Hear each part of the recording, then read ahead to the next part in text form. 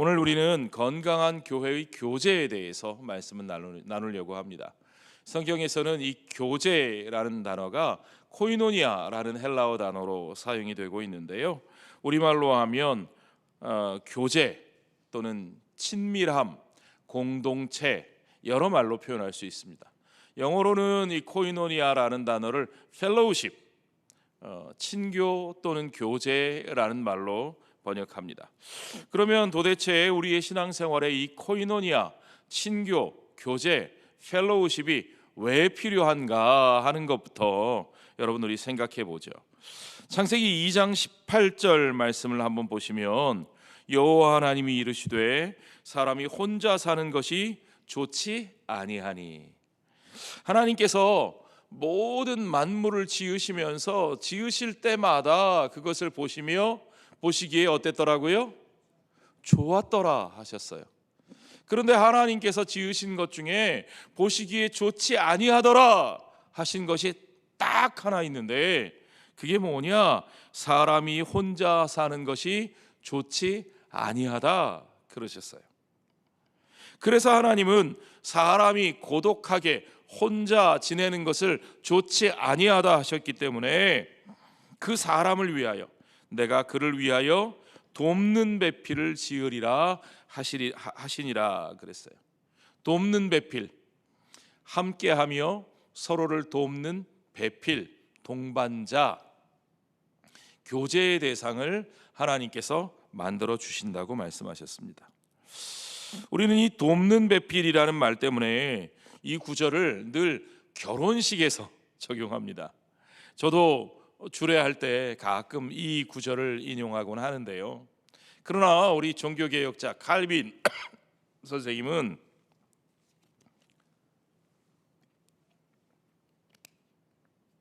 이 구절을 그냥 결혼식용으로만 적용하지 않았습니다. 그것보다 훨씬 더 큰 의미를 가지고 있다고 이해했습니다. 우리 하나님의 관점에서 볼 때 외로움이라는 것, 우리 인간이 고독하게 지내는 것, 우리 인간이 관계로부터 차단되어서 홀로 지내는 것은 우리 일상의 삶을 위해서나 또는 그리스도인의 신앙생활을 위해서나 그 어떤 것을 위해서도 우리 하나님의 뜻이 아니다 그랬습니다. 우리 하나님이 우리 믿는 사람들에게나 세상에 있는 모든 사람들에게나 그들이 홀로 고독하게 지내는 것을 원하지 않으신다는 겁니다. 물론 우리가 기도하기 위해서 혼자 골방에 들어가는 것, 그거는 예외입니다. 그건 하나님과의 교제를 위해서, 더 큰 의미의 교제를 위해서 우리가 다른 사람들을 잠시 멀리하는 거죠. 교제 자체를 부정하는 건 아닙니다. 하나님은 우리 인간 자체가 서로 교제하며 살아가도록 만드셨습니다. 하나님은 우리 성도들도 교제 가운데, 공동체 가운데 함께 하나님을 섬기도록 만드셨습니다. 그것이 하나님의 뜻입니다. 사람들에게는 그래서 교제가 필요하고 그들이 교제하는 것이 바로 우리 하나님의 뜻인 것을 여러분 믿으시기 바랍니다. 자, 그런데요, 이 교제라는 것은요, 그냥 단순히 교회에 가는 것만으로 채워집니까? 여러분 그러시던가요? 그냥 아무데나 주변에 있는 교회에 가서 앉아 있기만 하면 저절로 교회가 되던가요? 우리 예배 시작하기 전에 오늘도 우리 성도들 간에 서로 인사 나누고 했지만 그렇게 앉아서 얼굴 보고 아이고 성도님 사랑합니다, 주 안에서 축복합니다, 그렇게 말만 하면 교제가 되던가요? 아니죠. 그거 가지고는 안 됩니다. 우리가 큰 무리의 군중 속에 들어가 있는 것은 어떤 면에서 보면 늘 부자연스럽고 어떤 면에서는 우리의 인간다운 인격적인 교제가 이루어지는 것을 오히려 방해하는 것을 여러분 느껴보실 겁니다. 자, 이렇게 큰 무리의 군중들이 모여 있을 때 우리가 주일날 예배 시간처럼 꽉 찬 군중 속에 내가 들어있는 것이 그것이 저절로 내가 그 사람들과 교제하는 것을 뜻하는 건 아닙니다. 영어 단어에서도요, 회중이라는 말, congregation, 같이 모여 있는 사람들이라는 뜻인데요. 그저 단순히 사람이 많이 모인 집합일 때는 그것이 congregation, 어떤 인격적인 끈으로 연결된 어떤 공동체 회중이라기보다는 그냥 aggregation, 그저 많은 수의 사람들이 모여 있는 집단이라는 말이 오히려 어울리는 거죠.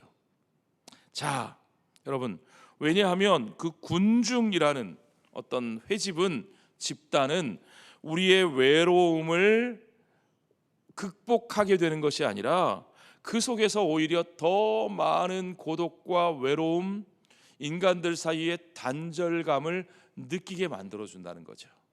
그래서 나온 말이 뭐예요? 군중 속에 뭐예요?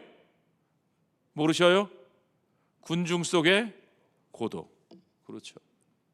사람이 많이 모여 있는데, 너무나 많은 사람들과 함께 있는데 그 속에서 나는 고독하다는 겁니다. 여러분, 그런 거 느껴보셨습니까? 군중 속의 고독이요. 오히려 그 속에서 소외감을 느끼는 거죠. 자, 여러분, 그래서요, 교회는 그저 단순히 많은 사람들이 모여서 교회 역할을 할 수 있는 것이 아니라는 사실을 우리가 알아야 됩니다.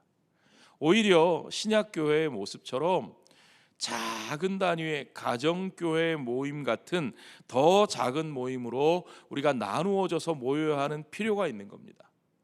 여러분, 신약교회는요, 물론 예루살렘 교회 같은 큰 교회가 있었지만 예루살렘 교회도 사실은 사도행전에서 우리가 본 것처럼 각 가정마다 모여서 성전에서 모일 때나 가정에서 모일 때나 그들이 각각 떡을 떼며 함께 교제하는 공동체로 같이 신앙생활했다는 걸 우리가 알 수 있습니다. 사도들이 전도하면서 세웠던 수많은 교회들, 각 지역에 흩어져 있는 교회들이 거의 대부분 우리가 계속 공부해 온 것처럼 아주 작은 형태의 가정교회의 모습이었다는 거죠. 예, 루디아가 세운 교회가 그랬고요, 에바브로디도가 세운 교회가 그랬고요, 우리가 지난 주일날 살펴본 빌레몬의 집에 세워진 교회가 그런 형태였죠. 왜 그러냐? 그렇게 작은 그룹들, 그렇게 작은 모임들이 이루어질 때 그 속에서 인격적인 관계가 맺어질 수 있는 거죠. 한 사람 한 사람이 서로의 이름을 다 알고 서로의 신앙과 삶을 나누면서 서로를 위해 기도할 수 있는 진짜 공동체가 되는 거죠. 그냥 저 사람 누구야? 나 모르겠어. 교회에서 한번 얼굴 본 것 같아. 그게 교제가 아니라는 거죠. 모든 사람이 모두의 이름을 알고 그 사람의 삶의 형편을 위해서 기도해 주면서 그 사람이 어려움 당했을 때는 기꺼이 어깨를 빌려주고 기꺼이 함께 걸어가 줄 수 있는 그런 사람들, 함께 울어줄 수 있는 사람들, 그런 인격적인 관계로 작은 관계의 집단 속에서 우리가 교제할 수 있는 거죠. 자, 이 관계를 우리가 만들어 나가는 것이 그리스도의 몸을 세워나가는 과정입니다. 이것이 너무너무 중요합니다. 서로 지체로서 유기적으로 연결되어 있는 것이 중요합니다. 그래서 성경은 우리 그리스도인들, 교회를 이루는 각각의 형제들과 성도들을 지체라고 말하고 있어요. 지체라는 말은요, 영어로는 organ이라는 말이에요. organ이라는 말은 그저 단순히 파트가 아니라, 여러분 레고 장난감 아시죠? 레고 부품을 그냥 끼워서 각각에 떼어 놓으면 다른 부품인데 서로 끼워서 모양만 맞춰놓은 그거 레고죠. 블럭. 교회는 그런 것이 아닙니다. 교회는 그런 식의 파트가 아닙니다. 교회는 organ이에요. organ은요, 우리 의사 선생님들이 쓰는 용어로는 우리 몸의 장기예요. 장기. 우리 신체에 연결되어 있는 유기체예요. 이 장기들은요, organ들은요, 서로가 서로에게 연결되어 있어요. 그 중에 어느 하나가 떨어져 나가면 다른 organ들도, 우리 몸의 다른 부분들도 살아남을 수가 있어요, 없어요? 없는 거죠. 공동의 운명체, 함께 살아가는 삶입니다. 함께 아파하고 함께 느끼고 함께 세워져 가고 함께 성장하는 겁니다. 그게 올겐이에요. 성경은 그리스도의 몸된 교회의 지체들을 올겐이라고 표현하고 있다니까요.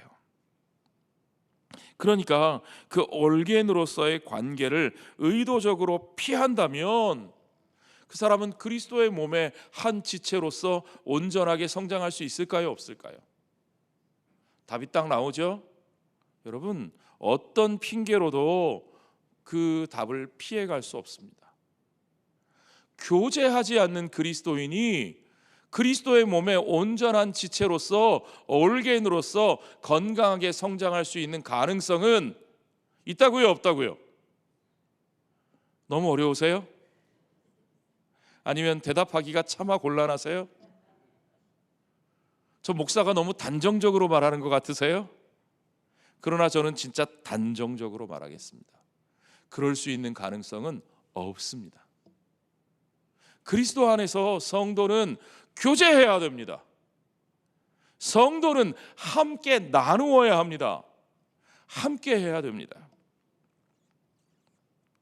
우리가 아무와도 교제하지 않은 채 평생을 예배당 한 구석에 홀로 앉아 기둥 뒤에 숨어서 그저 교회를 오가기만 하는 사람들이라면, 아무리 큰 숫자가 모이는, 아무리 대단한 교회에 참석하고, 아무리 모든 절차에 참석하고 교인이 되었다고 하더라도 어쩌면 그는 그리스도의 백성으로서 그리스도의 몸에 속한 지체로 온전하게 살아가고 있는 것이 아닐 수도 있다는 겁니다. 성경은요, 우리 각자가 형제를 지키는 자라고 말합니다. 인간이 처음으로 범죄하고 그 가정이 죄의 소용돌이에 빠졌을 때 끔찍한 죄악이 벌어졌죠. 형이 아우를 죽입니다. 그 아우의 피해 외치는 소리를, 호소하는 소리를 하나님이 들으시고 하나님께서 그 형에게 그 아우가 어디 갔느냐고, 가인아 가인아 내 아우 아벨이 어디 갔느냐 물으십니다. 그때 가인이 뭐라고 대답했죠? 내가 내 아우를 지키는 자니까. 아니 하나님, 내가 내 동생 지키는 사람입니까? 여러분, 그 말이 무엇을 보여줍니까? 이미 그 말이 그 가인의 마음속에 죄가 가득 차 있다는 사실을 보여주는 겁니다. 하나님은 우리를 돕는 배필로 지으셨습니다. 이 말씀은 그저 단순히 혼인한 남녀 관계에만 적용되는 것이 아니고 이 땅에 하나님의 형상을 품고 살아가는 모든 사람들이 서로를 위하여 돕는 존재로, 교제하는 존재로, 함께하는 존재로 지음 받았다는 말씀입니다. 그런데 가인은 그의 형제를, 그와 피를 나는 형제를 죽입니다. 그래놓고 한다는 말이 내가 내 아우를 지키는 자입니까? 우리가 서로에 대하여 지킬 책임이 있는 관계라는 걸 부정하는 거예요. 하나님이 우리에게 주신 삶의 관계성을 부정하고 있는 거예요, 여러분. 이것이 죄의 본질입니다. 이것이 죄가 우리의 삶의 첫 번째로 나타나는 모습입니다. 그러니까 여러분, 관계를 부정하고는 그리스도 안에서 죄 사함 받은 하나님의 백성이라고 말할 수 없습니다. 하나님의 백성됨이라는 것은 우리가 범죄하여 부정했던 그 관계성을 그리스도 안에서 다시 회복하는 겁니다. 하나님과 우리와의 관계가 회복되고 그로 말미암아 우리 하나님께서 함께 살게 하신 모든 사람들과의 관계가 회복되고, 로마서의 관점에서 보면, 더 크게 보면 사람과 사람의 관계뿐만 아니라 하나님과 하나님이 지으신 그 모든 피조물과의 관계까지 온전히 그리스도 안에서 회복되는 그것이 하나님의 구원의 역사인 것을 여러분 믿으시기 바랍니다. 그러므로 구원은 본질적으로 관계의 회복입니다. 그러므로 여러분, 성도들과 교제하고 그 교우를 돌보는 모든 일은 하나님의 자녀로 부르심을 받은, 그리스도의 몸의 지체로 부르심을 받은 우리 모든 성도들에게 기본적으로 의무로 맡겨진 책무라고 하는 것을, 너무 당연한 일이라는 것을 여러분 믿으시기 바랍니다. 그러므로 사도신경에서도 우리는 성도의 교제를 믿는다고 고백합니다. 그렇죠?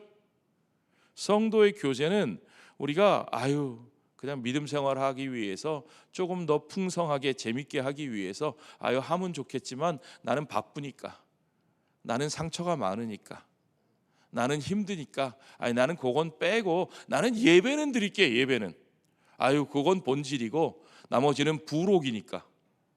옛날에 제가 어린 시절에 어린이 잡지를, 소년 뭐 이런 잡지사 보면 본책이 있고 부록이 있었어요. 별책 부록. 근데 저는 본 잡지보다 별책 부록이 더 좋아했어요. 왜요? 별책 부록은 주로 만화였거든요. 어떤 사람들은 그렇게 생각하는 것 같습니다. 예배는 신앙생활의 본질이고 교제는 부록이다. 맞습니까? 아니요, 그렇지 않습니다.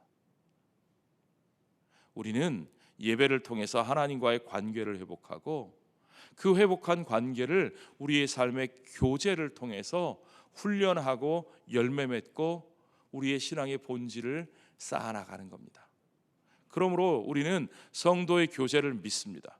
우리를 교제할 수 있게 하시는 주님의 은혜를 믿습니다. 아멘. 히브리서 12장 15절은 우리에게 이렇게 말합니다. 너희는 하나님의 은혜에 이르지 못하는 자가 없도록 하고, 또 쓴 뿌리가 나서 괴롭게 하여 많은 사람이 이로 말미암아 더럽게 되지 않게 하며, 그랬습니다. 우리가 신앙생활할 때 모두가 하나님의 은혜에 이르는 자가 되도록 해야 된다는 거예요. 함께 서로를 돌보아 그 은혜로 서로의 관계를 만들어갈 수 있게 해야 된다는 거예요. 그 속에서 쓴 뿌리가 나는 자가 없도록. 왜요? 쓴 뿌리가 나서 그 교제에서 멀어지는 자는 항상 믿음 안에 정결한 삶을 살지 못하게 되고 더럽게 된다는 거예요. 쓴 뿌리로 말미암아 우리의 마음을 더럽히고, 쓴 뿌리로 말미암아 우리의 삶이 하나님과의 관계에서 멀어지고. 그러니까 여러분, 우리는 항상 쓴 뿌리가 나지 않고 함께 그 은혜 안에 거하기 위해서 서로를 돌보고 함께 가야 된다는 거죠.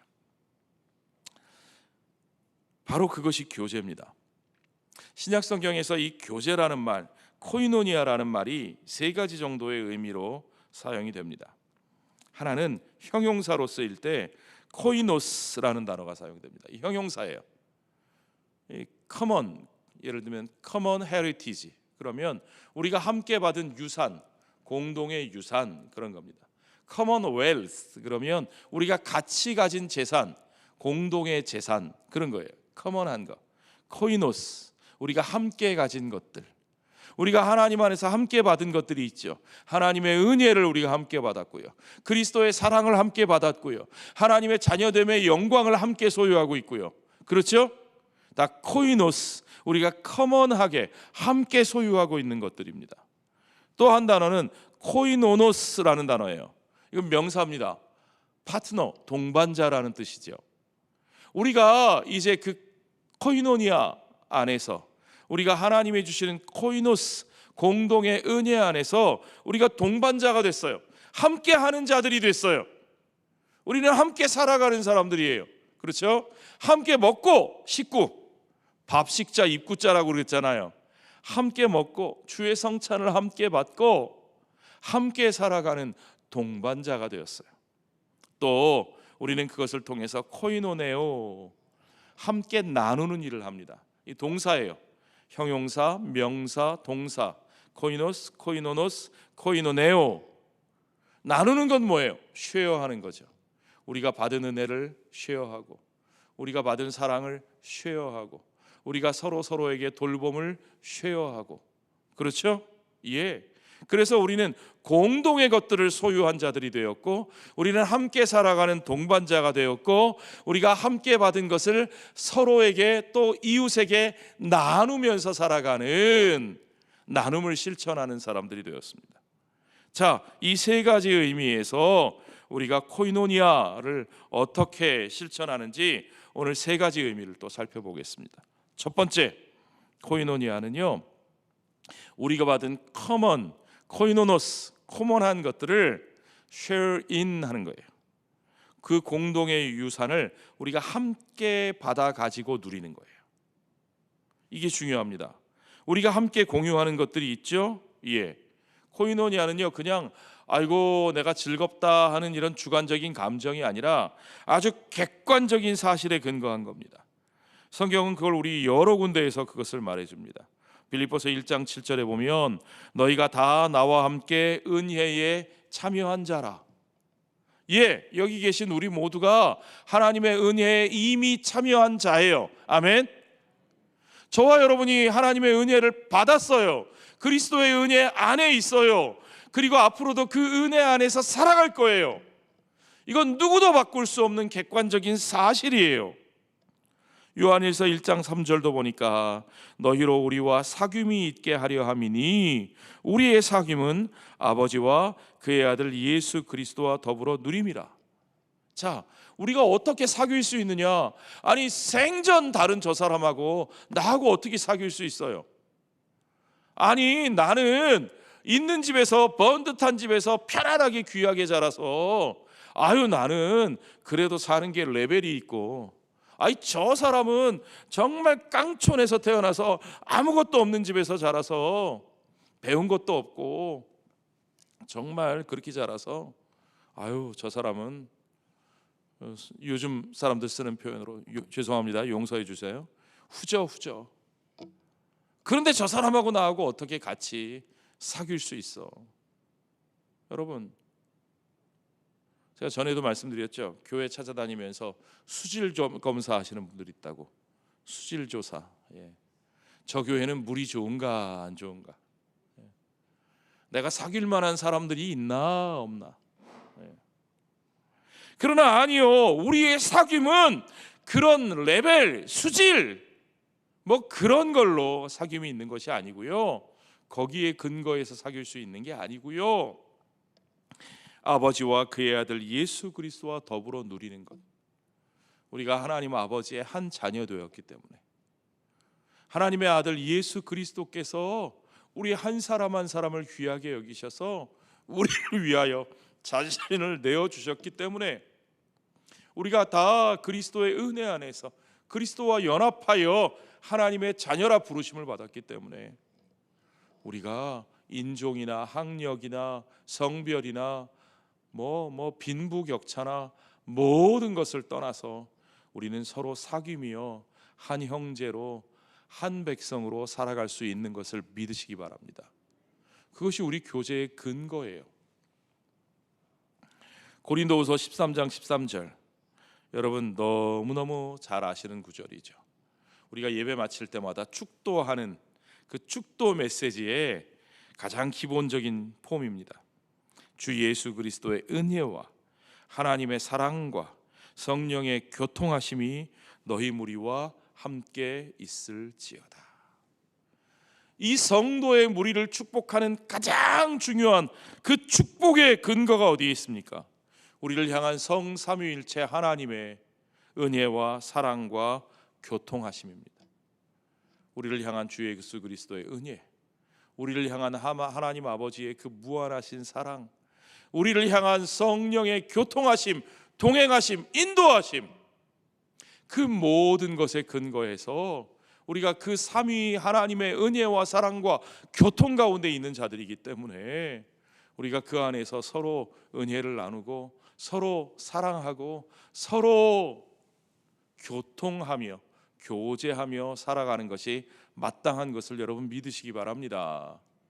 그래서요, 여러분, 영국의 대문학자 C.S. 루이스는 성삼위 하나님이, 성부와 성자와 성령 하나님이 서로 이렇게 비둥글게 붙들고 서로 뺑글뺑글 돌며 춤을 추시는 것처럼 묘사했어요.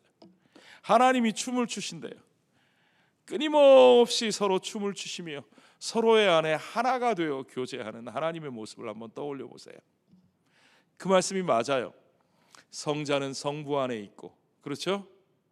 성부는 성자 안에 있고 성부와 성령으로부터 성부와 성자로부터 성령 하나님이 나오시고 성령은 성부와 성자의 뜻을 행하시고 성령이 우리 안에 계심으로 우리는 성부와 성자가 우리 안에 계시는 것을 느끼고, 그러니까 아버지의 뜻이 아들의 뜻이고 아들의 뜻이 성령을 통해서 우리에게 전해지고, 하나님은 성삼위 하나님은 그 서로의 뜻을 함께 하시며 서로를 기뻐하시며 서로 즐겁게 춤을 추신다는 거예요. 할렐루야.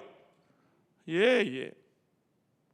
그리고 하나님은 그 기쁨의 관계, 그렇게 영원에서 영원까지 함께 하시는 기쁨의 관계, 그 놀라운 교제를, 그 교제를 닮은, 그 하나님의 형상을 닮은 우리들로 인간을 만드셔서 우리가 하나님의 형상과 같이 서로 교제하는 자들로 우리를 만드셨다는 거예요. 그래서 창세기에서 뭐라고 말씀하셨어요? 하나님이 자기의 형상을 따라 사람을 만드시되 남자와 여자로 지으셨다고. 서로 혼자 독처하는 자가 아니라 함께 교제하고 둘이지만 하나인 관계로 살아가게 하셨다고. 왜 그렇게 살게 하셨어요? 하나님이 그런 관계 속에서 세 분이시지만 한 분이신, 세 분이 온전히 하나이신 그 세 하나님이 온전히 한 본질이시며 한 뜻으로 행하시는 한 하나님이시기 때문에, 그게 하나님의 존재 방식이기 때문에, 그 하나님의 영원한 교제하시는 존재 방식을 따라 하나님은 인간을 그와 같이 창조하셨다는 거예요. 그리고 하나님은 성삼위 하나님의 은혜와 사랑과 교통하심이 우리 무리 속에 그것이 날마다 이루어지기를 원하셔요.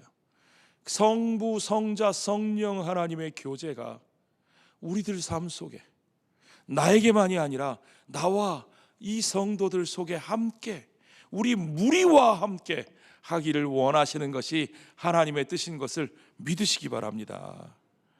그러니까요, 여러분, 진정한 교제는 삼위일체적인 교제예요.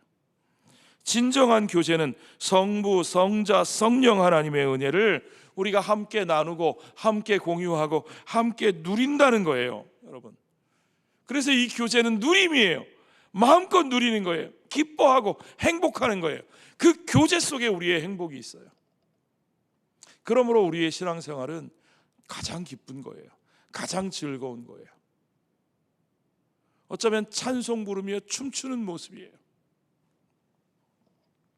그것이 바로 우리를 하나로 만들어주는 것이고, 그것이 바로 우리가 하나님을 닮아가는 모습입니다.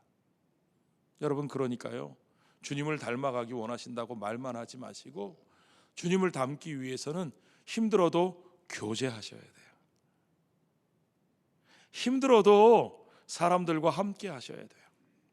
그러기 위해서 필요한 게 뭐냐?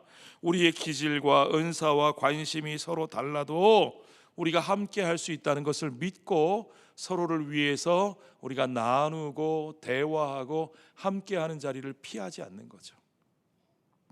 하늘에 계신 우리 아버지 하나님, 우리 구주요 주님이신 예수 그리스도, 그리고 우리 안에 내주하시는 위로자 성령 하나님, 그 하나님께서 우리 안에 이루시는 그 은혜와 사랑을 나누면서 서로 교제하는 겁니다.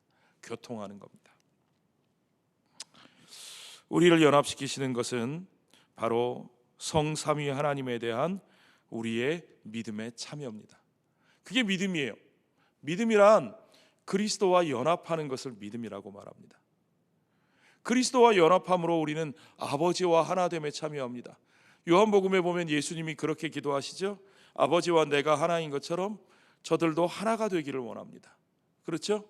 아버지와 아들의 교제에 우리가 참여하는 거예요. 우리가 그것을 가장 적극적으로 표현하는 것이 성찬입니다. 성찬. 그리스도와 연합함으로 아버지와의 교제를 회복하는 것, 그게 바로 성찬이에요. 고린도전서 10장 16절에 보시면 우리가 축복하는 바 축복의 잔은 그리스도의 피에 참여함이 아니며 우리가 떼는 떡은 그리스도의 몸에 참여함이 아니냐. 우리가 성찬을 받음으로써 그리스도의 떡, 그리스도의 피, 그리스도의 몸에 참여한다. 그 말은 union with Christ, 그리스도와 연합하는 것이고, 그리스도와 연합하는 것은 아버지와 하나이신 그리스도와 연합함으로써 우리가 아버지와 하나 되는 교제의 관계에 들어가게 되는 겁니다. 여러분, 이 놀라운 이 신비한 원리를 여러분의 삶에 적용해 보세요. 그 원리 그대로 우리는 성도와 함께 떡을 떼며, 우리는 성도와 함께 교제하며, 우리는 그리스도와의 연합을 그들과 함께 이루어갈 수 있는 겁니다. 자, 두 번째, 우리가 함께 나누어 주는 것, 그것이 교제입니다. share out 하는 거죠. 우리가 함께 받은 것, 우리가 커먼하게 함께 받은 은혜와 사랑을 우리가 공동 봉사를 통해서, 함께 섬김을 통해서 이웃들에게, 세상을 향해서 share out 하는 거예요. 나누어 주는 거예요. 그것도 코이노니아입니다. 그리스도인들이 함께 교제하기를 힘썼다는 말은요, 사도행전 2장 42절에 처음 나옵니다. 복음서에서는 잘 나오지 않습니다. 왜 그럴까 제가 생각을 해봤어요. 복음서에서는 왜 그리스도인의 교제가 제대로 나오지 않을까? 오히려 제자들은요, 서로 누가 더 크냐 이거 갖고 싸웠어요. 그렇죠? 예. 제자들이 병자를 고치려고 했을 때, 주님이 안 계실 때 제자들이 병자를 고치려고 했는데 잘 됐어요, 안 됐어요? 안 됐어요, 안 됐어요. 왜 그랬을까? 제가 볼 땐 성령님이 오신 이후에 그것이 가능해진 겁니다. 사도행전에서는 성령이 강림하시고 나서 예수께서 행하시던 그 역사, 진짜 사랑하는 일, 진짜 치유하는 일, 그 역사가 가능해지는 겁니다. 자, 그 교제의 모습, 성령이 이루어 주시는 거예요. 성령이 우리 안에 계실 때 우리가 서로 사랑할 수 있고, 우리가 가난한 형제 자매를 돌볼 수 있고, 우리가 이웃들을 치유하며 그들을 섬길 수 있게 됩니다. 그런데 이 코이노니아는요, 그저 단순히 물질적인 것만 나누어 주는 게 아니라 영적인 것을 나누어 주는 거예요. 복음을 나누고 하나님의 사랑을 선포하고 그 은혜의 해를 전파하는, 하나님께서 우리에게 선포하신 희년의 복음을, 하나님 나라의 도래를 선포하는 거죠. 그래서 빌립보서 1장 5절은 이렇게 말합니다. 내가 하나님께 감사함은 너희가 첫날부터 이제까지 복음을 위한 일에 무엇하고 있다고요? 참여하고 있기 때문이라. 우리가 이제는 그리스도의 몸으로 부르심을 받았기 때문에 이 복음의 일에 참여합니다. 그 말은 그리스도를 통해서 우리가 받은 그것을, 우리가 함께 받은 그것을 share out 하는 거예요.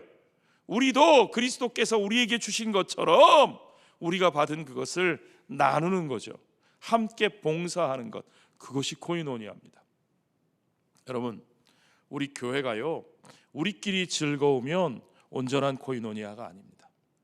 우리끼리만 먹고 마시고 우리끼리 즐겁고 그러면 코이노니아가 아니죠. 오히려 우리가 함께 받은 것을 아직 받지 못한 이들을 향해서, 세상을 향해서 끊임없이 나누고 베풀고 전할 때, 그게 먼저 진정한 코이노니아를 우리 안에 이루어져 가는 겁니다. 세 번째는 share with, 우리가 함께 돌보는 거예요. 우리 안에서 서로 나누는 거예요. 하나님께로부터 우리가 공동의 은혜를 받고, 그렇죠? 우리가 그 은혜와 사랑을 세상을 향해서 나누고, 우리가 같이 하나님께로부터 받고 세상을 향해서 나누는 것, 같이 어느 쪽을 바라보는 거죠. 그러다가 이제는 우리가 둥글게, 하나님이 성부, 성자, 성령이 서로 둥글게 하나이신 것처럼, 마치 우리 원형으로 둘러싸 강강수월래 춤을 추는 것처럼 우리 서로의 삶도 서로 돌보고 서로 책임지고 서로 나누어 가는 거죠. 굉장히 중요합니다. 그 일이 우리 안에 자연스럽게 이루어집니다. 예를 들면 여러분, 우리가 로마서나 사도행전에서 보는 것처럼 복음이 이방인들에게 전해졌잖아요. 유대인들로부터, 사도들로부터 복음이 이방인들에게 전해졌을 때 그 이방인들이 어떻게 합니까? 야, 우리는 복음을 받았으니까 이제 우리는 좋은 거 받았으니까 끝, 그랬나요? 아니죠. 이방인들은, 사도 바울은 그들이 서로 손을 잡기를 원했어요. 유대인들의 사랑이 이방인들에게 전해진 것처럼 이방인들의 사랑도 유대인들에게 전해지기를 원했어요. 그렇죠? 그래서 오히려 유대인들이 어려움에 빠졌을 때 이방인들의 연보를 가지고 바울이 그 붙잡힐 모함과 선동과 위험에도 불구하고 예루살렘에 찾아가서 그것도 욕먹을 각오하고 굳이 이방인 성도들을 데리고 예루살렘에 가서 그들에게 사랑을 전하는 거죠. 바울이 로마에 가기를 그렇게 간절히 원했던 것도 로마의 교회가 없어서가 아니라 로마를 방문해서 그곳에서 영적인 은사를 나누고 서로의 믿음으로 말미암아 격려를 받기 위해서라고 바울이 말하죠. 내가 너희의 믿음으로 말미암아 격려를 받기 원한다고 바울이 말합니다. 우리에게는 그렇게 서로 격려받는 것이 필요합니다. 서로 나누는 것이 필요합니다. 서로 손에 손을 잡고 둥글게 우리가 서서 강강수월래라도 하면서 함께 춤추며 함께 돌보고 함께 살아나가는 그 힘이 우리에게 필요하다는 거죠. Mutual responsibility, 서로를 향한 책임감. 여러분, 바울의 편지를 읽다 보면 자주 등장하는 표현이 그는 내 어머니라, 그는 내가 낳은 아들이라, 그런 표현. 주 안에 성도된, 형제된, 자매된 그들을 향해서 내 어머니라고, 내가 낳은 아들이라고. 예수님께서 뭐라고 말씀하셨어요? 자기 친어머니와 형제들이 찾으러 오니까 누가 내 어머니냐? 하나님 나라를 위해서 함께 힘쓰고 있는 여기 이 가난한 자들, 여기 이 연약한 자들, 그들이 내 형제요 내 모친이 아니냐. 아멘. 서로에 대한 책임감, mutual responsibility, 그리고 interdependence, 우리가 서로에게 의존하는. 여러분, 그래서 성도들은 서로를 의지하는 겁니다.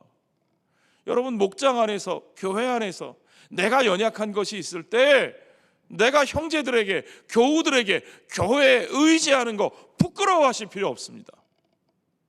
우리는 그렇게 서로를 의지하도록 하나님께서 지으신 존재인 것을 여러분 아셔야 됩니다. 내가 힘이 있을 때는 내가 형제를 도와주는 거고, 내가 연약할 때는 형제가 나를 도와주는 거고요. 그게 교회예요. 쓸데없는 자존심 가지고 나는 도움받기 싫어요, 나는 약한 모습 드러내기 싫어요, 그거요 어쩌면 하나님 앞에서 아직도 교만한 걸지 모릅니다. 그거요 아직도 내 신앙이 성숙하지 못하다는 증거인 줄 여러분 아셔야 됩니다. 우리는 서로의 연약함을 드러내고 서로를 위해서 기꺼이 어깨를 빌려주고 서로에게 함께 의지하며 같이 걸어갈 수 있는 사람들인 것을 여러분 믿으시기 바랍니다. 요한복음 13장 34절부터 보면 새 계명을 너희에게 주노니 서로 사랑하라. 내가 너희를 사랑한 것 같이 너희도 사랑하라 그러셨어요. 너희가 서로 사랑하면 이로써 모든 사람이 너희가 내 제자인 줄 알리라 말씀하셨습니다. 우리가 서로 사랑하면 그 모든 일이 이루어집니다.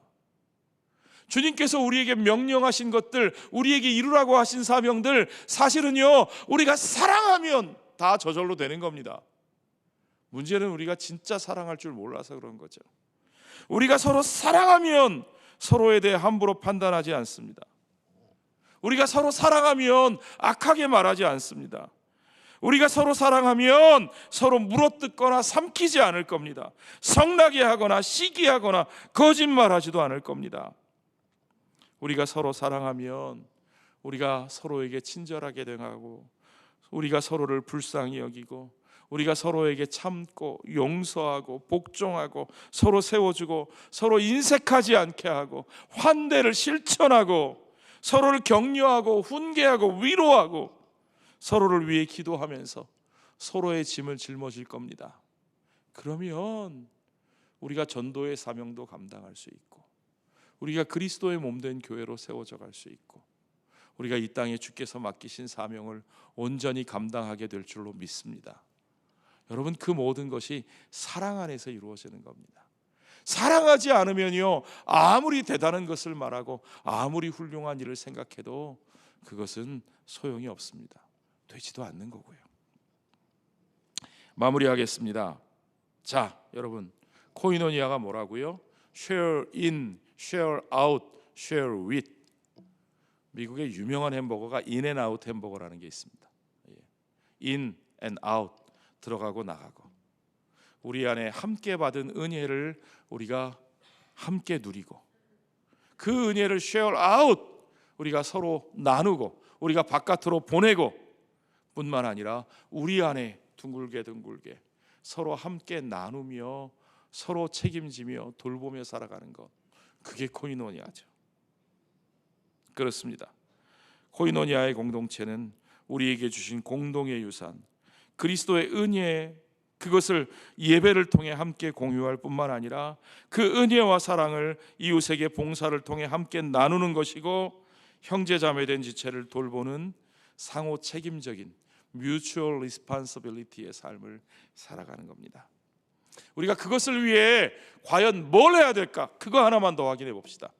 자, 여러분, 진짜 필요한 게 뭔가? 야구장 띄워주십시오. 예, 여러분, 야구 좋아하세요? 아시는 분 다 아시겠지만 저는 야구를 굉장히 좋아합니다. 다만 야구를 좋아하는데 제가 부산에 와서 모든 것은 다 참 부산이 참 좋은데 서울보다 부산이 너무 좋더라고요. 엊그저께 서울 잠깐 갔다 왔더니 너무 추워요. 부산에 오니까 훨씬 따뜻해요. 얼마나 좋은지 몰라요. 너무 좋은데 다만 한 가지, 야구팀만 아직 제가 못 바꿨어요. 그렇게 야구가 좋아요. 야구는요, 1루, 2루, 3루 돌아서 홈베이스에 사람이 들어와야 점수가 납니다. 예. 아무리 뭐 공을 잘 때리고 아무리 뭘 잘해도 홈베이스에 사람 발이 안 닿으면 점수가 날까요, 안 날까요? 안 나요. 예. 그런데요, 여러분, 홈베이스에 들어오려면 홈런을 쳐도 이게 중요한 거예요. 들어보세요. 홈런 타자가 홈런을 쳐서 한 방에 넘어갔어도 여러분, 야, 홈런이다 하고 가만히 있으면 점수가 날까요, 안 날까요? 안 나요. 홈런을 쳤어도 1루, 2루, 3루 베이스를 찍고 홈베이스를 찍어야 1점 올라가는 거예요. 이게 베이스 하나를 빼먹었어요. 홈런을 빵 쳤는데, 제가 전에도 말씀드렸죠. 공은 저 장외 홈런으로 넘어갔는데 그만 가다가 너무 기뻐서 펄쩍펄쩍 뛰다가 1루 베이스를 안 밟고 지나가서 홈으로 돌아왔어요. 어떻게 됐을까요? 그 선수가 점수가 났을까요? 아니요. 심판이 아웃! 그런 거예요. 왜요? 그런 걸 야구 용어로 누에 공과 그럽니다. 베이스를 안 밟고 지나갔어요. 무효, 점수가 안 나요. 반드시 1루, 2루, 3루를 밟고 홈에 들어와야 점수가 납니다. 자, 이렇게 생각해 보죠. 우리의 목표는 홈베이스입니다. 그렇죠? 예, 홈베이스는 뭐냐? 코이노니아예요. 그럼 이 코이노니아를 이루는 것이 우리의 목표인데, 코이노니아를 이루기 위해서는 어떻게 되느냐? 반드시 1루, 2루, 3루 베이스를 밟아야 돼요. 하나라도 빠지면 된다고요, 안 된다고요? 안 돼요. 그런데요, 여러분, 1루 베이스는 뭐냐? 나의 이야기를 나누는 거예요. 코이노니아의 관계를 만들려면 나의 이야기를 나눠야 돼요. 내가 누구인지. 처음에 내 이름부터 얘기해야 되겠죠? 어떤 사람은 이름도 얘기 안 해요. 내가 말 하나 봐라.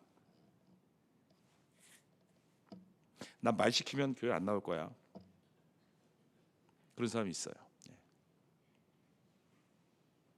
나의 이름을 얘기하고, 마이 스토리, 나의 삶의 여정, 나의 삶의 여정을 이야기하고, 나의 문제들, 내 삶에 가지고 있는 문제들을 나누고, 나의 꿈, 내가 앞으로 살고 싶은 꿈, 내가 이루고 싶은 것, 내가 걸어가고 싶은 길, 그걸 나누고, 나에게 필요한 것, my needs, 나의 필요한 것들을 이야기하고, my prayer request, 내가 기도하는 기도의 제목들을 나누고, 그게 다 나의 이야기예요.